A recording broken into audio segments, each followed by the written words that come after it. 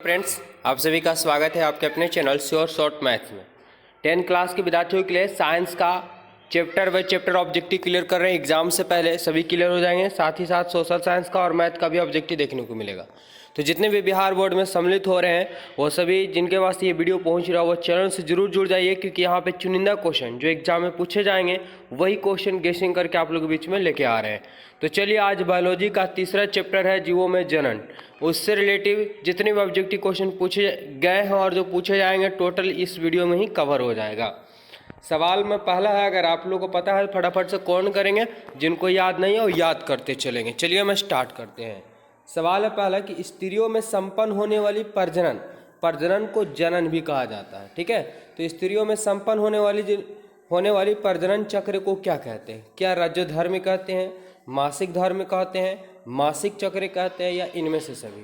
तो याद रखेंगे, स्त्रियों में संपन्न होने वाली जो प्रजनन चक्र होता है उसे इनमें से सभी यानी रजोधर्म भी कहा जाता है, मासिक धर्म भी कहा जाता है और मासिक चक्र भी कहा जाता है। ऑप्शन डी इसका करेक्ट आंसर हो जाएगा।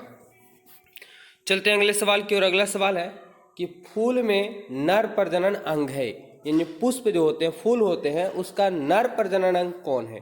क्या पुंकेसर है, या अंडक है, या वर्तिका है, या वर्तिकाग्र है? तो ध्यान देंगे, वर्तिका हो गया, वर्तिकाग्र हो गया, अंडक हो गया, ये पुष्प के मादा जनन भाग होते हैं। ठीक है, लेकिन नर प्रजनन भाग पूछा, अंग पूछा है तो पुंकेसर होंगे। ठीक है, ऑप्शन की बात करें, ऑप्शन है इसका करेक्ट आंसर। चलिए आगे बढ़ते हैं अगले सवाल की ओर। सभी क्वेश्चन को डिटेल करते हुए चलेंगे। आप लोग बस वीडियो में बने रहेंगे। चैनल पहले जुड़े, चैनल को जरूर सब्सक्राइब कीजिए और अपने दोस्तों यार के पास शेयर कीजिए, सपोर्ट कीजिए, तभी तो हमें रेगुलर इस वीडियो एकदम लेके आएंगे। महिलाओं में मासिक चक्र की अवधि होती है। महिलाओं में मासिक चक्र या रजोधर्म या मासिक धर्म जिसको बोला जाता है कि अवधि होती है, यानी कितना दिनों का होती है? क्या 30 दिनों का होता है, 28 दिनों का होता है, 24 दिनों का होता है, 31 दिनों का होता है? तो ये जो मासिक चक्र होता है वो लगभग 28 दिनों का होता है। ठीक है, कितना दिनों का? तो 28 दिनों का ये मासिक चक्र चलता है। चलिए आगे बढ़ते हैं अगले सवाल की बात करें। अगला सवाल है कि हाइड्रा में किसके द्वारा अलैंगिक जनन होता है? सवाल है 4 नंबर कि हाइड्रा में किसके द्वारा अलैंगिक जनन होता है? सबको पता है कि हाइड्रा में क्या होता है, अलैंगिक जनन, लेकिन किसके द्वारा? क्या खंडन होता है, क्या कृत्रिम विधियाँ पाई जाती है, क्या पुनर्जनन होता है उसमें, या मुकुलन होता है? क्या होता है? तो याद रखेंगे, हाइड्रा में मुकुलन द्वारा, किसके द्वारा? मुकुलन द्वारा। देखिए कोई शरीर का भाग है उसमें से वर्ताग्र जो ये सब निकलता है, ये सब मुकुलन होते हैं। ठीक है, तो मुकुलन द्वारा हाइड्रा में अलैंगिक जनन होता है। ऑप्शन डी इसका करेक्ट आंसर हो जाएगा। 5 नंबर क्वेश्चन है, क्या बोल रहा है कि इनमें कौन अलैंगिक जनन की विधि है? वेरी वेरी इंपॉर्टेंट क्वेश्चन है। इनमें कौन अलैंगिक जनन की विधि है? लैंगिक और अलैंगिक सबको पता होगा अच्छे ढंग से कि जिसमें जीव का केवल एक ही व्यष्टि भाग लेता है वो अलैंगिक होता है, जिसमें 2 भिन्न भिन्न लिंग वाले जीव भाग लेते हैं वो लैंगिक कहलाता है। यहाँ पे अलैंगिक जनन की विधि पूछा कौन है? क्या विखंडन है, क्या मुकुलन है, बीजाणु जनन है, या इनमें से सभी हो जाएंगे? राइट आंसर क्या होगा? तो देखेंगे, अलैंगिक जनन की विधि पूछा है तो अलैंगिक का विखंडन भी होता है, मुकुलन भी होता है, बीजाणु जनन भी होता है, तो इनमें से सभी इसका करेक्ट आंसर हो जाएगा। ठीक है, चलिए आगे बढ़ते हैं क्वेश्चन नंबर 6 की ओर। और क्वेश्चन नंबर 6 क्या बोल रहा है?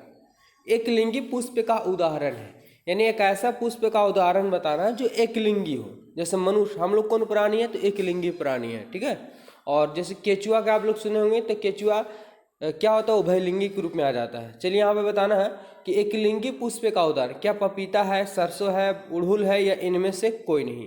6 नंबर सवाल का आंसर क्या होगा? तो याद रखेंगे, पपीता जो होता है वो क्या है? एक लिंगी पुष्प है, एक लिंगी पुष्प का उदाहरण है। ठीक है, ऑप्शन की बात करें, ऑप्शन ए। अगला सवाल है फ्लेनेरिया, है ना? फ्लेनेरिया में अलैंगिक जनन की विधि है, यानी फ्लेनेरिया में जो अलैंगिक जनन होता है वो कौन सी विधि के द्वारा होता है? क्या बीजाणु जनन के द्वारा, या अपखंडन के द्वारा, विखंडन के द्वारा, या मुकुलन के द्वारा? किसके द्वारा होता है? तो याद रखेंगे, फ्लेनेरिया में जो अलैंगिक जनन होता है वो अपखंडन के द्वारा होता है। किसके द्वारा? अपखंडन के द्वारा अलैंगिक जनन होता है। सभी के सभी इंपॉर्टेंट है और क्वेश्चन पूछे गए, पूछे जाएंगे। इसके अलावा जीवों में जनन चैप्टर से बाहर नहीं आने वाला है, इसलिए सभी क्वेश्चन को ध्यानपूर्वक देखें और याद करते चलेंगे। बीजांड की दीवारें मोटी होकर बनाती है। बीजांड की जो दीवारें हैं वो मोटी होकर के क्या बनाती है, ये पूछा गया। क्वेश्चन नंबर 8 है, जरा फटाफट से बताइए। बीजांड की दीवारें मोटी होकर बनाती है, क्या बनाती है? क्या फल बनाती है, बीज बनाती है, भ्रूण बनाती है, बीजावरण बनाती है? तो बीजांड की दीवारें मोटी होकर के बीजावरण बनाती है। क्या बनाती है? बीजावरण बनाती है। ऑप्शन डी इसका करेक्ट आंसर हो जाएगा।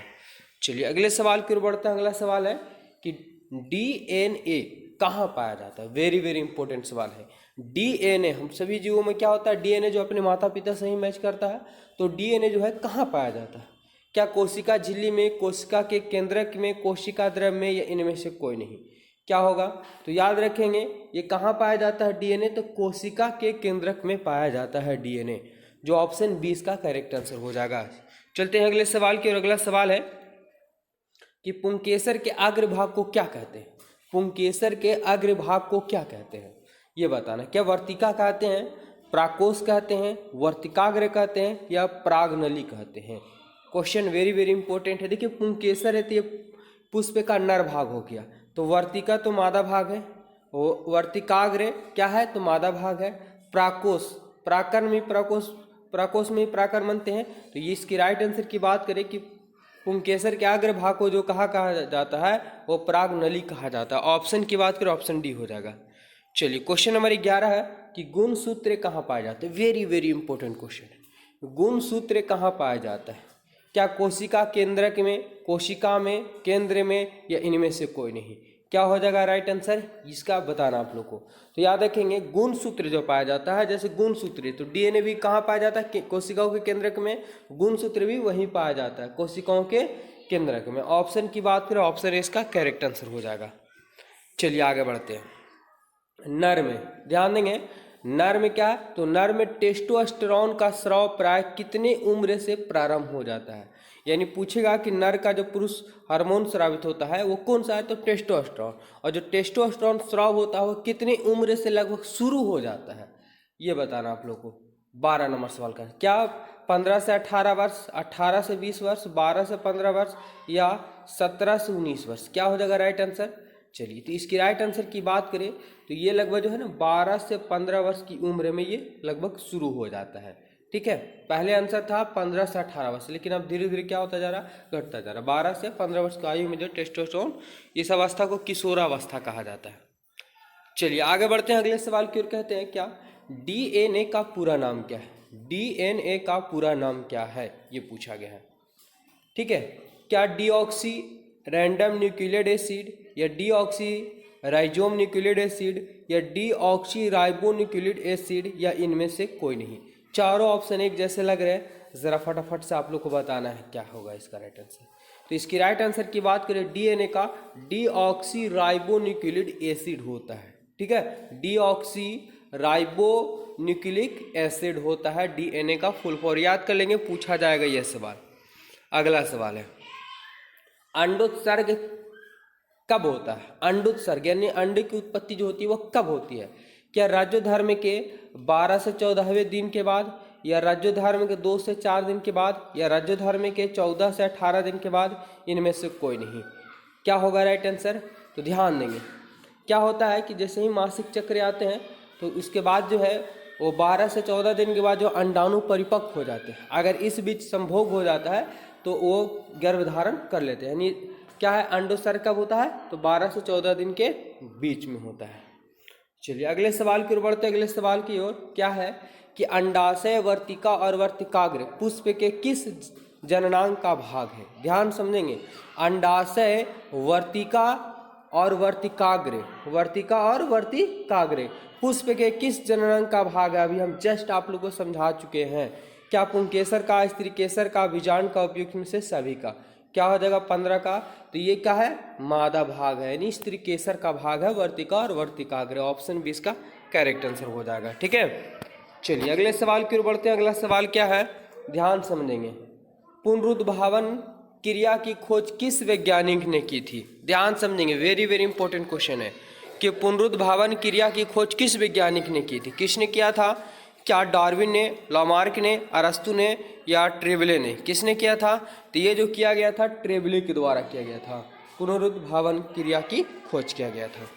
चलिए 17 नंबर सवाल की ओर बढ़ते हैं। 17 नंबर सवाल क्या बोला है? अस्पाइरोगाइरा में प्रजनन की विधि होता है। अस्पाइरोगाइरा में जो प्रजनन की विधि होता है वह कौन सी विधि होता है, ये बताना। क्या खंडन होता है, संयोजन होता है, निषेचन होता है या मुकुलन होता है? फटाफट से आप लोग बताना अस्पाइरोगाइरा में, ठीक है।